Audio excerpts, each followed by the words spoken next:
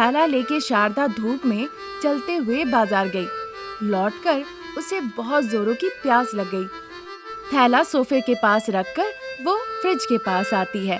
Fridge जंजीर से बांधा हुआ था, उस पे ताला लगा हुआ था। ये देखकर शारदा को बड़ा गुस्सा आ जाता है। बहू, अरे ओ अनामिका। उनकी आवाज सुन के अनामिका धीरे धीरे अपने बेडरूम से बाहर निकल आती है और अपनी कानी उंगली में फ्रिज की चाबी डाल के उसे घुमाते घुमाते पास आती है। क्या बात है माँ जी, आप इस तरह से क्यों चिल्ला रही है? क्या हो गया? ये क्या है? फिर शारदा जंजीर से बंधा हुआ फ्रिज जिसपे ताला लटक रहा था वो दिखाती है।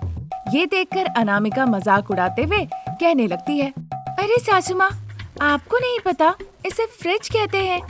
मैं जानती हूँ इसे फ्रिज कहते हैं, पर इस तरह से बंधा हुआ क्यों है ये? अरे वो माँ जी, क्योंकि फ्रिज को लॉक करना था। तुम्हें नहीं पता क्या? फ्रिज में तो पहले से ही लॉक है, उसमें जंजीर लगा के ताले की क्या जरूरत? इसलिए ताकि आपके बालों के क्लिप से वो खुल ना जाए। ये सुनकर शारदा परेशान होकर कहने लगी, बालों के क्लिप के साथ क्या कह रही हो? मुझे कुछ समझ नहीं आ रहा है। कभी कभी ना तुम्हारी बातें कुछ समझ में ही नहीं आती है। इस बारे में हम बाद में बात करेंगे, पहले तुम ये फ्रिज खोलो, मुझे ठंडा पानी पीना है। बार बार एक ही बात मत कहिए। पहले ये बताओ, फ्रिज को लेकर तुम ऐसी कंजूसी क्यों कर रही हो? अगर आपको कोई बनारसी साड़ी चाहिए तो मेरे अलमारी से जाके ले लीजिए, मैं उसे धोकर फिर से पहन लूंगी। अगर सोने के जेवर चाहिए वो भी लेके पहन सकती है, जब मुझे जरूरत होगा मैं उसे मांग लूंगी। पर इस फ्रिज से ताला तो मैं नहीं हटाऊंगी, मैं आपको ठंडा पानी नहीं दूंगी।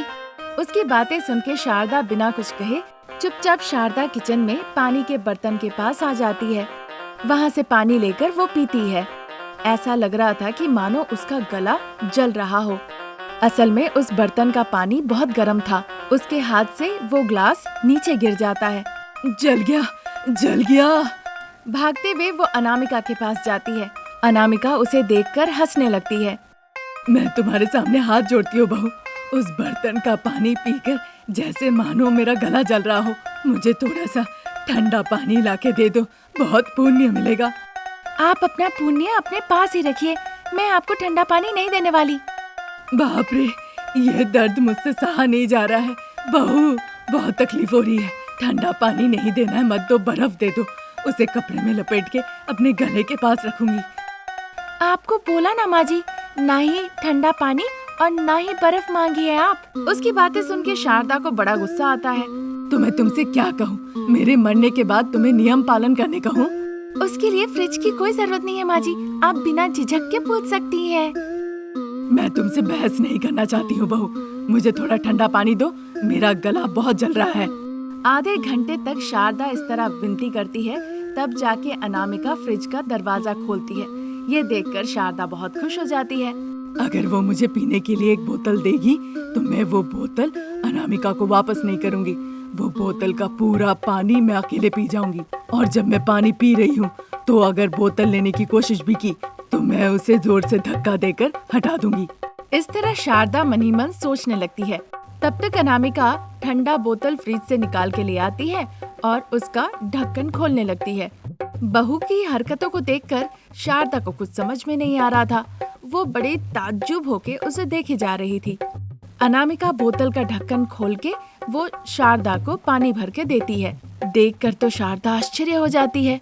सासू माँ, आपने ठंडा पानी मांगा था ना, पीजिए, अपनी प्यास बुझाइए, पूरा पेट भर के पानी पीजिए। उसकी बातें सुन के शारदा को समझ में नहीं आता है कि अब वो हंसेगी कि रोएगी। उस ढक्कन के पानी को मुंह में लेकर वो स्वाद लेने लगती है और धीरे धीरे निगलती है। तुम्हारे फ्रिज को लेकर कंजूसी मैं समझ गई हूँ, ये पानी नहीं गंगा जल है। तो क्या पूरा बोतल का पानी तुम अकेले पियोगी? चिची, तुम जैसी बहू जहाँ पे हो वहाँ पे हम जैसी सास नहीं होनी चाहिए। अब चूंकि और कोई चारा नहीं था, इसलिए शारदा फ्रिज के पास से होकर जाके सोफे पे बैठती है। वहाँ उसे सब्जी का टोकरी दिखता है। टोकरी लेकर वो अनामिका जो कि फ्रिज के पास खड़ी थी उसके पास जाती है। अगर तुम फ्रिज को बंद ही करना चाहती हो तो इन सब्जियों को फ्रिज में रख के फिर बंद करो, जब जरूरत पड़ेगा मैं मांग लूंगी। ऐसा कहकर वो अपने कमरे की तरफ चली जाती है। अनामिका मुस्कुराती है, फिर फ्रिज खोल के वो सब्जियां फ्रिज के अंदर रख देती है। फिर वो फ्रिज में ताला लगाकर वहाँ से खुशी खुशी चली जाती है। इसी तरह दिन गुजर रहे थे। एक दिन बीच रात सासू माँ शारदा की अचानक से नींद खुल जाती है। ताला काटने वाला चाकू लेकर वो अपने बेडरूम से हॉल की तरफ आती है, पर वहाँ पे फ्रिज में ना उसे जंजीरें दिखती है ना ही ताला दिखता है। देखकर वो बहुत खुश हो जाती है। इससे पहले कि बहू देख ले या फिर बहू बाहर निकले भी वो जल्दी से चाह रही थी कि बोतल निकाल के ठंडा पानी पी ले। वो अनामिका के कमरे में जाके बाहर से कुंडी लगा देती है। आहा, आज रात मैं पेट भर के ठंडा पानी पीऊंगी। ये सोचकर वो खुशी खुशी फ्रिज के पास जाती है। जाकर वो फ्रिज का दरवाजा खोलती है। ठीक उसी वक्त अनामिका के कमरे में अलार्म बजने लगता है। ये सुनकर शारदा घबरा जाती है। जल्दी से वो फ्रिज का दरवाजा लगा देती है। उस अलार्म से अनामिका की नींद खुल जाती है। बिस्तर से उतर के वो दरवाजा खोलने आती है, पर लाख कोशिश पे भी दरवाजा नहीं खुलता। माँ जी, दरवाजा खोलिए, चाहे आप कितनी भी कोशिश क्यों ना कर ले, फ्रिज का पानी आप नहीं पी सकती।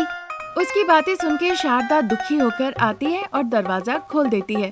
अनामिका अपने बेडरूम से हॉल में आती है। देखती है शारदा अपना सर झुका के खड़ी है।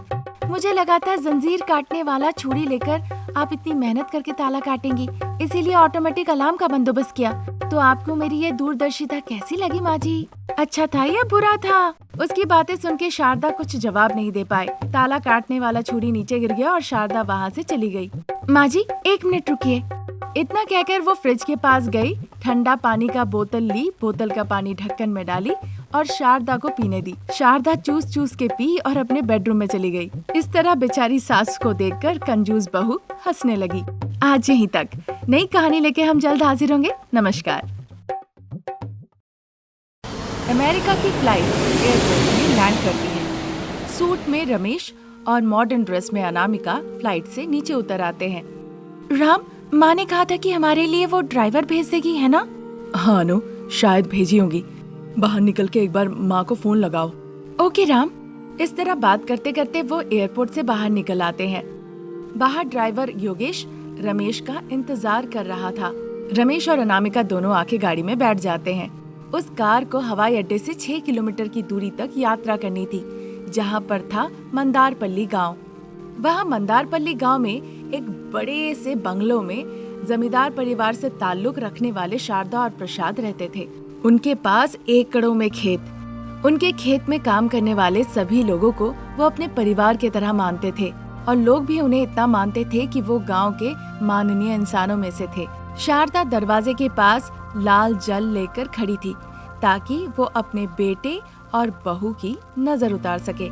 उसी बीच ड्राइवर योगेश गाड़ी ले आके घर के सामने रोकता है। रमेश और अनामिका गाड़ी से नीचे उतर आते हैं। शारदा बहुत खुश होती है, फिर पानी छिड़क के उन पे से नजर हटाती है। बेटा रमेश, बहू, तुम लोग कैसे हो? घर में स्वागत है। उनके कहने पे रमेश और अनामिका घर के अंदर आते हैं। शारदा, रमेश, प्रसाद, अनामिका सभी लोग सोफे पे बैठ के हंसी मजाक करते हैं, बातचीत करते हैं और अच्छा समय बिताते हैं। इस तरह वो दिन निकल गया। अगले दिन प्रसाद और रमेश शहर जा रहे हैं कहकर वो दोनों कार में बैठकर निकल गए और इधर सास बहू खेत देखने के लिए गाड़ी में बैठकर खेत की तरफ आ गई। वहाँ खेत का देखभाल वीरेन करता था। उन दोनों को देखकर वो नमस्ते कहता है। हाँ वीरेन, काम कैसा चल रहा है? काम अच्छा चल रहा है मालकिन। कल फसल बेचकर पैसे मिलेंगे, वो पैसे लेकर मैं आपके घर आऊंगा। वीरेन, कितना जमीन है हमारे पास? कितना फसल हम उगाते हैं और 1 क्विंटल का कितना भाव चल रहा है? अनामिका के पूछने पे वीरेन हड़बड़ा जाता है। वो उत्तर नहीं दे पाता है ठीक से। अनामिका को संदेह होने लगता है। वो सब संभाल लेगा बहू, चलो। ऐसा कहकर शारदा अनामिका को खेत से एक पेड़ के नीचे ले जाती है। वहाँ अनामिका एक युवक किसान सतीश से खेत के बारे में पूछताछ करती है और सारा विवरण लेती है। बहू, तुमने अब जमीन देख ली है ना?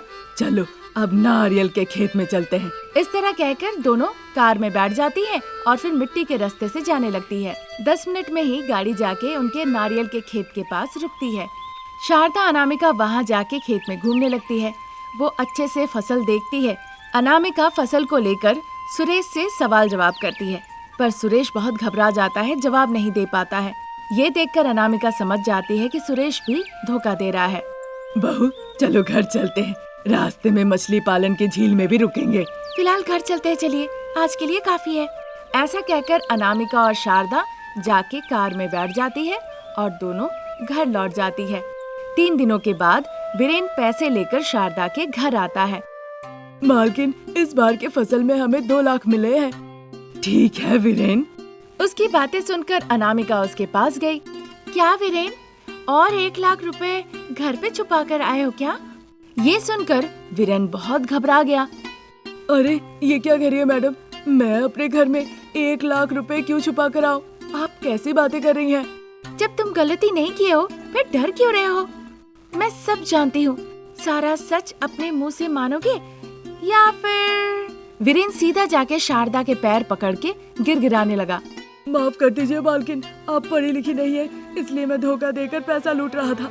कुछ पैसे बेटी के पढ़ाई पे खर्च हो गए, कुछ बचाया हूँ, वो लेकर आता हूँ। चूँकि वो माफी मांगने लगता है तो शारदा माफ कर देती है। वीरेन वहाँ से चला जाता है। फिर शारदा दुखी होकर कहती है, ये सब कुछ हुआ मेरे अनपढ़ होने की वजह से। बचपन में मेरे पिताजी स्कूल भेजना चाहते थे, मैं रो रो के नहीं जाती थी। आज जिन्हें मैं अपना परिवार समझती थी वही लोग मुझे धोखा दे रहे हैं। इस तरह दुखी होकर शारदा रोने लगती है। अनामिका उन्हें समझाने की कोशिश करती है। अरे माँ जी, तब आपने पढ़ाई लिखाई नहीं की, पर अभी दुखी होकर क्या फायदा? पढ़ाई की कोई उम्र नहीं होती है, बस पढ़ाई के लिए मन में दृढ़ संकल्प होना ही काफी है। आप अभी भी पढ़ सकती है माँ। बहुत हो गया बहू, पर अब कैसे पढ़ूंगी? पढ़ाई तो करनी होगी माँ जी, पढ़ाई कभी भी काम आ सकती है। मेरी बात मानिए, आप स्कूल जाइए और फिर पढ़ाई कीजिए। अनामिका बहुत अच्छे से उन्हें शिक्षा के महत्व के बारे में समझाई। वो भी अच्छे से समझ गई। ठीक है बहू, मैं स्कूल जाने के लिए तैयार हूँ। इस तरह कहकर अनामिका शारदा को कृष्णा टैलेंट स्कूल में ले गई। वहाँ प्रिंसिपल गौतमी से वो शारदा के बारे में बात की।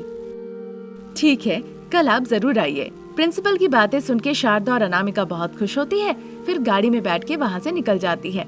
अगले दिन शारदा कंधे पे स्कूल का बैग लेके अच्छे से चोटी बना के यूनिफॉर्म पहन के हॉल में आती है। प्रसाद, रमेश और अनामिका शारदा को वैसा देखकर जोर जोर से हंसने लगते हैं। शारदा शर्मा जाती है। चलिए माँ जी। फिर अनामिका शारदा को गाड़ी में बैठाकर उन्हें स्कूल छोड़ने के लिए चली जाती है। शारदा डरते हुए, शर्माते हुए वो पहली कक्षा में जाकर बच्चों के साथ बैठ जाती है। बच्चे शारदा को देखकर जोर जोर से हंसने लगे। फिर शारदा बच्चों से कहने लगी, देखो बच्चे, अब मुझे देखकर इस तरह मत हंसो। आज से हम दोस्त हैं। जो भी दोस्त आज से मुझे पढ़ाई करने में मदद करेगा, मैं उसे रोज सुबह आके एक चॉकलेट दूंगी।